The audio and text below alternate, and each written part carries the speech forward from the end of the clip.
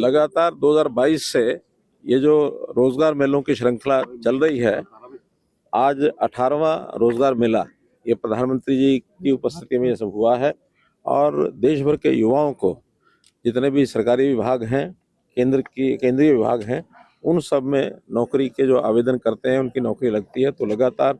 इन मेलों के माध्यम से उनको नियुक्ति पत्र दिए जाते हैं। आज स्वयं प्रधानमंत्री जी ने सबको संबोधित किया है और 61,000 लोगों को, यानी नौजवानों को, नव युवतियों को, और जो रोजगार मेलों में नियुक्ति पत्र दिए हैं, सबसे पहले तो मैं उनको सबको बधाई देता हूं। और विशेष तौर पर युवाओं का जो प्रधानमंत्री जी का दृष्टिकोण युवाओं के बारे में है, उनकी हर प्रकार की चिंता वो करते हैं, उनके शिक्षा की, उनकी स्किलिंग की, उनको नियुक्ति पत्र देने की, उनको स्वयं रोजगार अगर कोई करना है तो उसमें उनकी सहायता मुद्रा योजना के माध्यम से। और ये जो काम हो रहा है, आज का युवा हमारे देश का भविष्य है और ये युवा जो आज नौकरी प्राप्त कर रहा है, जब 2047 में ये देश विकसित भारत के रूप में आगे बढ़ेगा और उस समय तक इनके कंधों पर जो आज वजन डाला जा रहा है, उस ये पूरे यौवन के अंदर उस समय ये साक्षी बनेंगे कि इनकी मेहनत से देश जो आगे बढ़ा है, देश आत्मनिर्भर बना है, देश विकसित हुआ है। तो ऐसे युवाओं को मैं सबको बहुत बहुत शुभकामना और बधाई देता हूँ। वैसे तो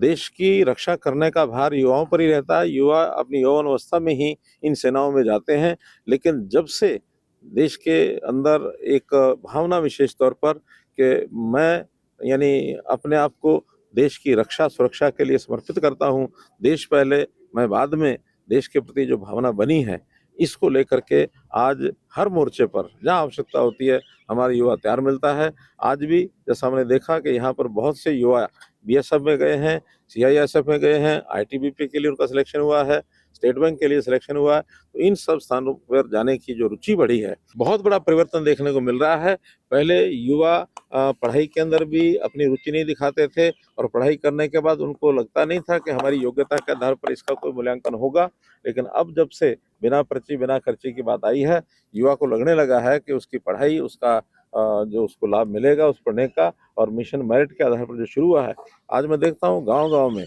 बच्चे पढ़ाई करने के बाद, स्कूल कॉलेज में पढ़ाई करने के बाद, जैसे वाचनालयों में, पुस्तकालयों में जाते हैं, लाइब्रेरीज जो भरी रहती हैं, हर गांव में मांग आती है कि हमारे यहाँ लाइब्रेरी बनाओ। वो इसी कारण से है कि युवा अपने आप को दक्षता प्राप्त करने के लिए, शिक्षा प्राप्त करने के लिए, अपने आप को, अपनी मेरिट को यानी बढ़ाने के लिए पुरजोर मेहनत करता है। एक बहुत बड़ा बदलाव ये हरियाणा के युवाओं में आया है और जिसका निश्चित रूप से हरियाणा को लाभ होगा। आने वाले समय में हरियाणा एक नए हरियाणा के रूप में उभर करके आएगा।